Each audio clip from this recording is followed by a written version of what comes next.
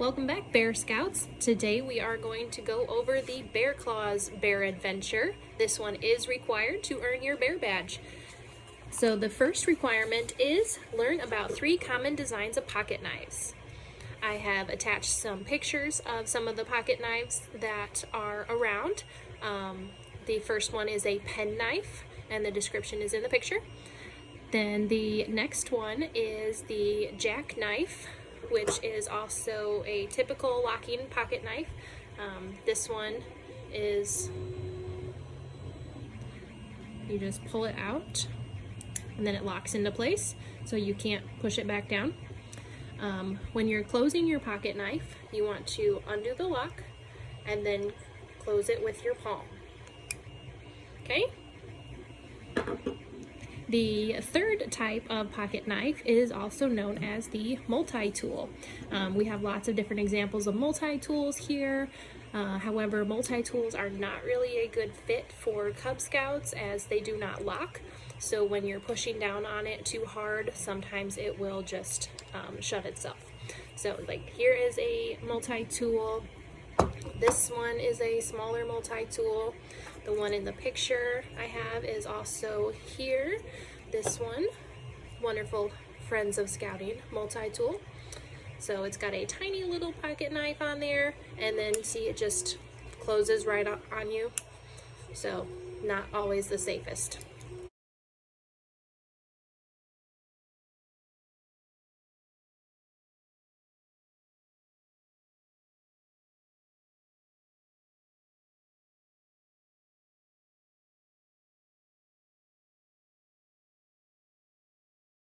Next requirement for the Bear Claws adventure is learn knife safety and earn your whittling chip. Feel free to go over to the whittling chip video and complete these there. All right, Bear Scouts, it's time to go over knife safety rules. So first one, a knife is a tool, not a toy. Number 2, know how to sharpen a knife. A sharp knife is way safer than a dull knife because it is less likely to slip and cut you. So a dull knife doesn't cut through things as easy as a sharp knife. Number 3, keep the blade clean and dry. Otherwise, if the knife was dirty or wet, if it's wet, it might rust if it's not the right metal material. If it's dirty, it might ruin the locking mechanism on your pocket knife, so we wouldn't want that to happen. Number 4, never carry an open pocket knife. Anybody know why that's a good rule? That is good because we don't want anybody to be running around with an open pocket knife in case they fall or trip on a stump. Then they could fall and injure themselves or somebody else while running or walking around with an open pocket knife. When you are not using your knife, you need to close it using the palm of your hand and put it away. Number 6, when you are using the cutting blade, do not try to make big shavings or chips. Cut slowly and steadily. Number 7, make a safety circle. So this is how you do that. Before you pick up your knife to use it, stretch your arm out in a circle. If you cannot touch anyone or anything else, it is safe to use your knife. So you have control of your body. So you don't ask the other person to move. You move yourself because you have control over your body. That way you can be in a range where you will not accidentally hurt anybody. While using your knife, be sure to watch in case somebody walks towards you or gets too close. So if that does happen, put your knife away until it is safe to continue. Now, you always want to cut away from you, never toward you. So if you cut towards yourself, you could slip and end up cutting yourself, and that would be very bad. Number 9, never hand a knife to somebody else blade first. Learn and use eye contact method of handing a knife to someone. We will demonstrate this later on in our video. Do not release the knife until the other person makes eye contact with you or says, yes, I have the knife.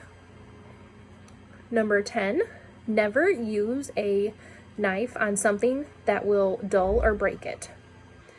Number 11, never throw a knife for any reason. Number 12, always think before you cut. Do not use your knife to strip bark from a tree or carve your initials into something that does not belong to you. So those are the safety rules for handling a pocket knife. All right, so I've made my stop cut in the bar of soap, and we are going to practice doing some shavings. So I'm gonna set one end down, and I'm keeping my fingertips in just in case the knife slips, and you want to go away from yourself like this. Nice and slow, makes nice little curls. So those are shavings. Once you figured out what you want to carve into your bar of soap, just kind of design it and go.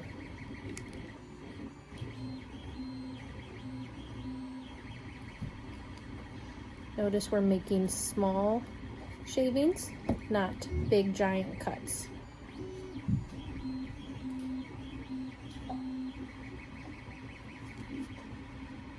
So here is my soap carving. I made a little canoe.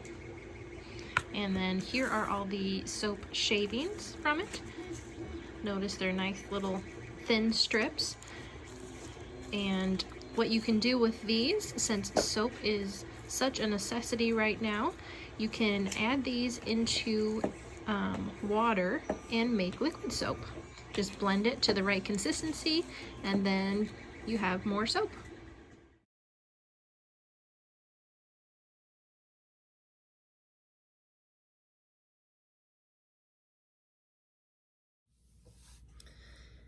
All right, now that we are done whittling, you can also, or in place of carving, it says you can, with a pocket knife, safely perform each of these tasks.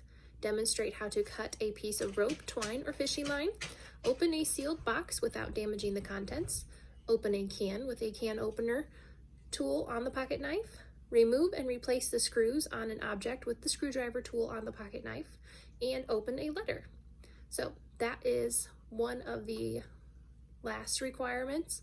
So if you want to do that instead of carving, you can do that also. So when you are done with all of these, maybe take some pictures of what you carved, send them to your leader, and then they can sign off on your bear claws loop. Hope you guys had fun.